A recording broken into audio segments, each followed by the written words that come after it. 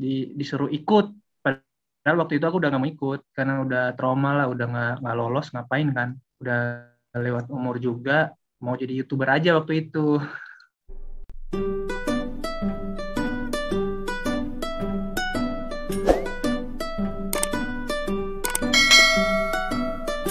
Halo semua. Halo semua. Oke, sekarang lagi sibuk apa nih, Yo?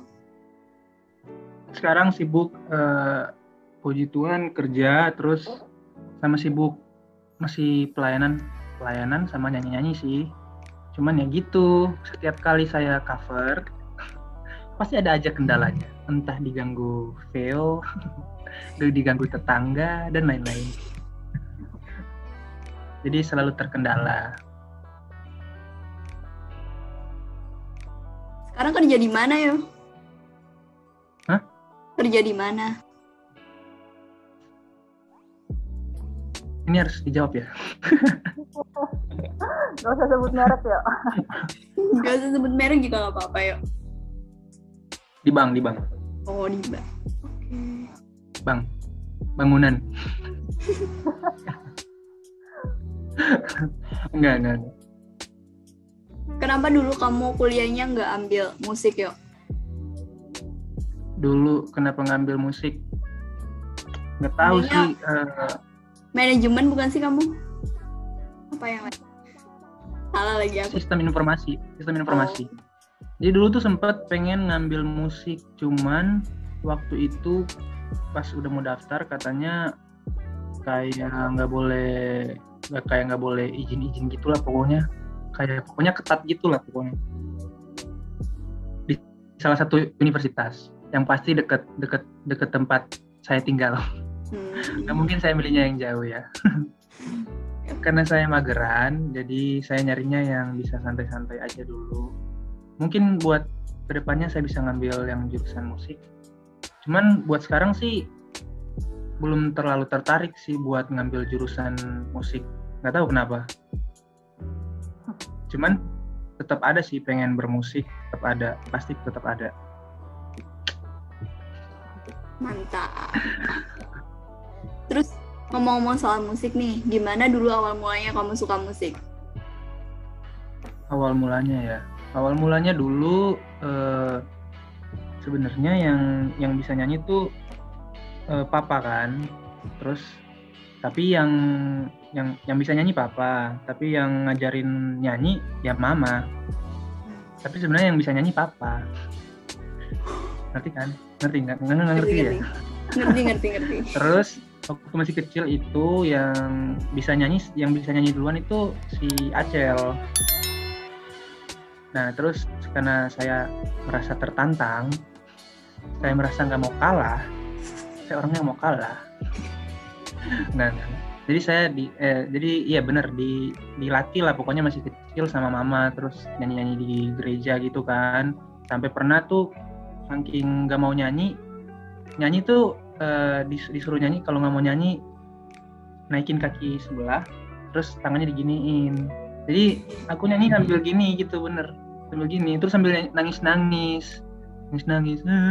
tapi sambil nyanyi. Tapi ya gitu, bersyukur karena berkat didikan kayak gitu bisa jadi pede. Intinya sih sebenarnya semuanya berawal dari percaya diri dulu, itu sih. Mantap. Terus jawaban saya gimana? Positif sekali ya. Iya, positif sekali. Oke. Terus apa sih yang membuat kamu bisa masuk ke Idola Cilik? Gimana ceritanya? Awalnya tuh aku pernah ikut Idola Cilik 2 sama waktu itu kalau nggak salah yang dari Manado tuh yang lolos 3 orang.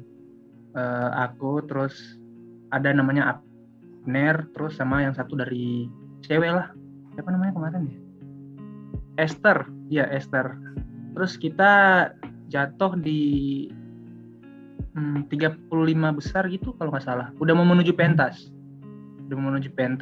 si Abner yang masuk. Terus udah lewat Idola Cilik 2, Idola Cilik 3 dihubungin, tapi dihubunginnya bukan dari pihak Idola Ciliknya, Jadi dari pihak sanggarnya gitu. Kan dulu aku ikut sanggar.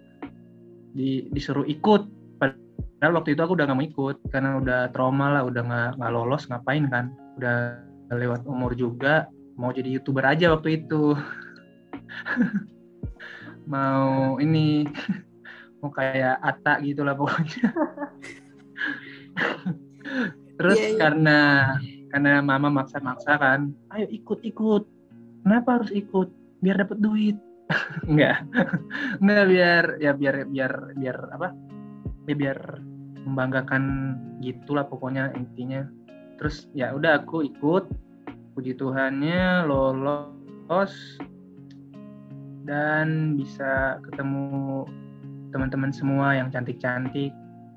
Udah kayak saudara juga kita. Ya gitu ceritanya.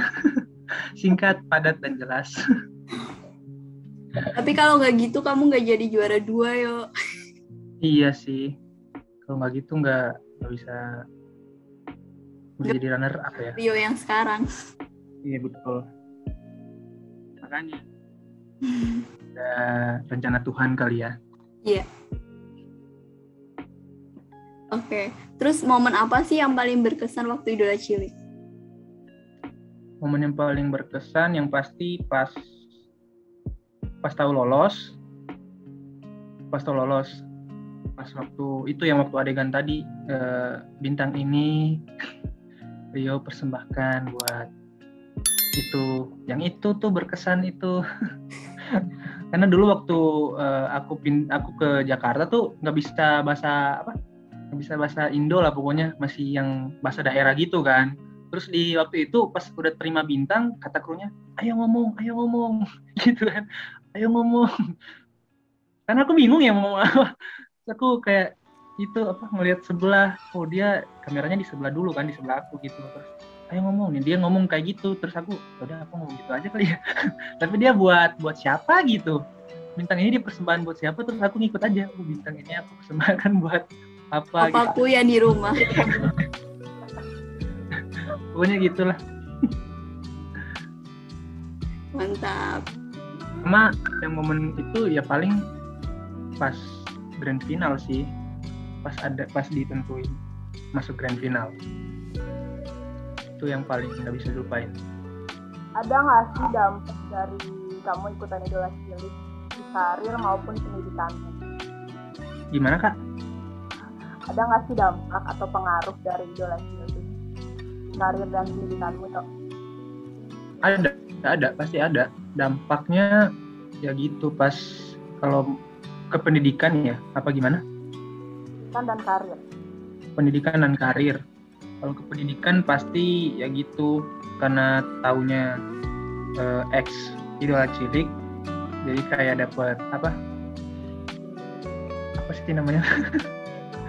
Kayak perlakuan khusus gitulah pokoknya. Kayak waktu SMA kan, aku kan Idola Cilik waktu SMP ya. Kalau saya Idola Cilik tuh kelas 2 atau kelas 3 gitu. Kelas 2, iya kelas 2. Terus itu rambut nggak boleh dipotong lah, pokoknya gitu-gitu. Terus aku izin paling banyak di sekolah. Enaknya di situ sih kalau aku.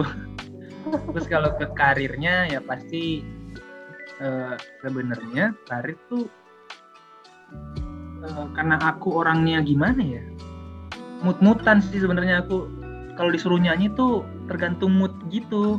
Cuman ya sebenarnya pengen sih berkarir lagi gitu, pengen. Cuman karena nggak tahu, aku aneh aja. Kayak susah gitu buat nyanyi, buat kalau buat nyanyi terus disuruh gitu, ayo nyanyi gitu. Sekarang sih pengennya ya gitu dari hati sendiri gitu, pengen ada passionnya gitu, gairah buat. Tapi sekarang udah mulai terpacu. Mungkin berkat doa-doa dari teman-teman semua yang pengen saya nyanyi lagi, atau teman-teman semua pengen saya joget. Boleh banget ya. Saya bisa Pargo ya. sorry. Lanjut. Mimpi yang belum tercapai. Kedeketan nggak sih ini? Aku ngomong gini kedeketan ya kameranya ya? apa jauhan dikit? Iya, katanya terlalu zoom, senternya kelewatan, katanya gitu. Aduh. Agak mundur ya, agak mundur. Nah, pas. Gimana? Masih loh. Belum tercapai, yuk, jawab. Apa Kak? Mimpi yang belum tercapai. Nggak kedengeran? Mimpi yang belum tercapai. Mimpi yang belum tercapai,